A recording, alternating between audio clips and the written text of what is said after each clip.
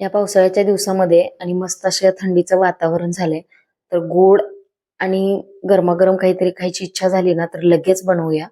आपण बनवतोय आज लापशी. मस्त अशी पौष्टिक तयार होते. तर मी इथं 1 वाटी लापशी रवा घेतलाय. कुकरमध्ये 4 चमचे तूप घातले. छान असा लापशी रवा फुलेपर्यंत भाजून घ्यायचा. नंतर त्याच्यामध्ये ज्या वाटीने लापशी रवा मोजून घेतला, त्याच वाटीने 3 ते 3.5 वाटी गरम पाणी घालायचंय.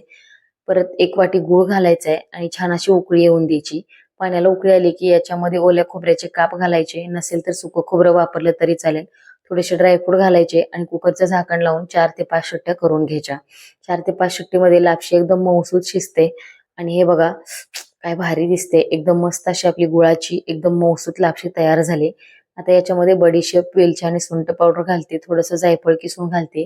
व्यवस्थित मिक्स करून घ्यायचं आणि आता एक हाताने याच्यावरती मस्त असं साजूक तूप आणि गरम दूध ओतून खायचं. असली भारी लागते ना खरंच. तुम्ही सुद्धा नक्की बनवा.